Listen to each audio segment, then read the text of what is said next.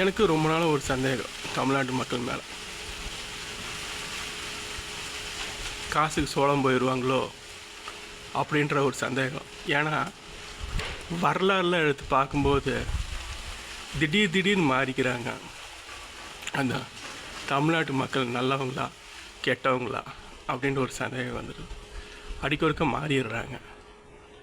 At least 2026 வர எலெக்ஷன்லையாச்சு நல்லவங்களுக்கு தேர்ந்தெடுத்து ஓட்டு போட்டு மனசாட்சியோடு நடத்துக்குவாங்களா, இல்லை காசு கடுமையாயிருவாங்களான்னு ஒரு சந்தேகம் இருக்குது. இது மக்கள் தான் பதில் சொல்லணும். நாங்கள் உண்மையாக உத்தமராக இருப்போம், நீதியாக நேர்மையாக இருப்போம், மனசாட்சிக்கு பிரகாரம் தான் எல்லாம் செய்வோம் அப்படின்னா அப்படி மனசாட்சியோடு உள்ளவங்களுக்கு ஓட்டு போடுங்க. இல்லை நாடு எப்படியோ போகட்டும், நான் என் வாழ்க்கையை பார்ப்பேன், எங்கள் குழந்த குட்டி பொண்டாட்டி போண்டான்ட்டு டீன்ட்டு போயிட்டு இருந்தேன்னா எப்படியோ போய்க்குங்க. அது உங்கள் சாய்ஸ், உங்கள் இது. இந்த அளவாச்சும் எலெக்ஷனில் மனசாட்சிக்கு விரோதம் இல்லாமல் ஓட்டு போடுங்க. காசு வாங்கிட்டு இல்லை, காசு வாங்க அவங்க நேர்மையாக ஓட்டு போடுங்க. பார்க்கலாம். வரலாற்றை மாற்றி அமைங்க.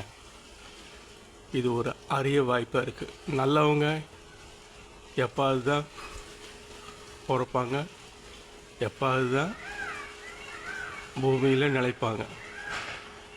நல்லவங்களை அதிகமாக சோதிக்க வேண்டாம். நல்லவங்களை சோதிச்சா மொத்த பூமி அழிஞ்சிடும். அதனால் உங்களுக்கே தெரியும் யார் நல்லவங்க யார் கேட்டவங்க, யார் நாடகம் ஆடுறாங்க. எனக்கு இந்த சீன் போடுறது, நடிக்கிறது, பிடிக்கிறது இதெல்லாம் எனக்கு தெரியாது. Only live.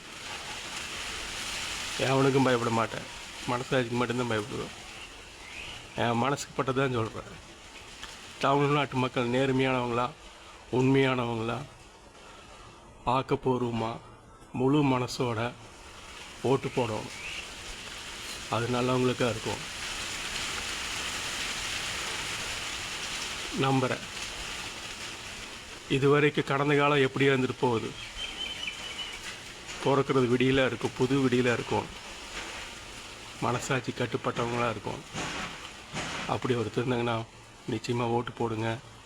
வாழ்க்கை வளமாகட்டும், நாடும் வளமாகட்டும், தொட்டதெல்லாம் தொலைக்கட்டும், வாழ்க்கை வளமடும்.